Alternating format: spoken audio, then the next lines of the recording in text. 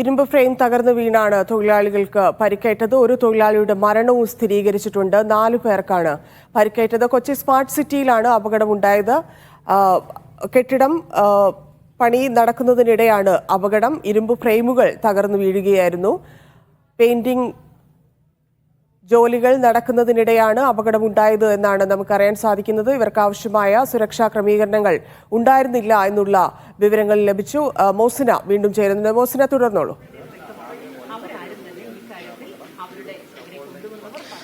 ധന്യ സൂചിപ്പിച്ചതുപോലെ തന്നെ ഒരു തൊഴിലാളിയുടെ മരണം ഔദ്യോഗികമായി തന്നെ സ്ഥിരീകരിച്ചിട്ടുണ്ട്. ബീഹാർ സ്വദേശി ഉത്തം എന്നുള്ള പേരാണ് നമുക്ക് ഇപ്പോൾ ലഭ്യമായിരിക്കുന്നത്. അദ്ദേഹത്തോടൊപ്പം തന്നെ ഗുരുതരമായ അവസ്ഥയിൽ ആശുപത്രിയിൽ പ്രവേശിപ്പിച്ചിരിക്കുന്ന മറ്റൊരു തൊഴിലാളിയുടെ അവസ്ഥയിൽ നിലയിൽ പുരോഗതിയില്ല എന്നുള്ള വിവരം തന്നെയാണ് ലഭ്യമായിരിക്കുന്നത്. നമുക്ക് ഈ ദൃശ്യങ്ങളിൽ കാണാം, ഹെൽമറ്റ്, അവർ ധരിച്ചിരുന്ന ഹെൽമറ്റ് അടക്കം പൊട്ടി താഴെ കിടക്കുന്നുണ്ട്. തലക്കുൾപ്പെടെ ഗുരുതര പരിക്കേറ്റാണ് തൊഴിലാളികൾ 2 പേരെ ഇവിടെ നിന്നും കൊണ്ടുപോയത്.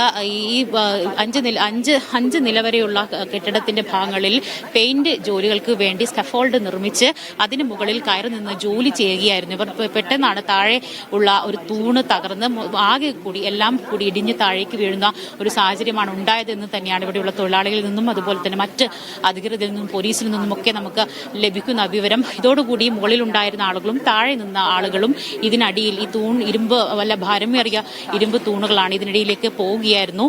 വലിയ രീതിയിൽ പരിക്കേറ്റ 2 പേരെയും അതുപോലെ തന്നെ കൂടെ ഉണ്ടായിരുന്ന മറ്റ് 2 പേരെയും ഏകദേശം 4 പേർക്കാണ് ഈ അപകടത്തിൽ പരിക്കേറ്റത്. ഇവരെ ഉടൻ തന്നെ തൊട്ടടുത്ത സ്വകാര്യ ആശുപത്രിയിൽ പ്രവേശിപ്പിച്ചിരുന്നുവെങ്കിലും ഒരാളുടെ ജീവൻ രക്ഷിക്കാൻ കഴിഞ്ഞില്ല എന്നുള്ള ദുഃഖകരമായ വാർത്ത തന്നെയാണ് ഇപ്പോൾ പങ്കുവെക്കാനുള്ളത്. ധന്യ നേരത്തെ സൂചിപ്പിച്ചതുപോലെ തന്നെ നമ്മൾ പോലീസ് ഉദ്യോഗസ്ഥർ ഉൾപ്പെടെ ചോദിച്ചിരുന്നു, അവർക്ക് സുരക്ഷാ ക്രമീകരണങ്ങളൊക്കെ ഒരുക്കിയതിനു ശേഷമാണോ ഇത്തരത്തിൽ ഉള്ള തൊഴിലിൽ ഏർപ്പെടുത്താനുള്ള സാഹചര്യം ഉണ്ടാക്കിയതെന്നടക്കമുള്ള കാര്യങ്ങൾ കൃത്യമായ ഒരു ഉത്തരം അവർ നൽകിയിട്ടില്ല എന്നുള്ളതാണ് വസ്തുത.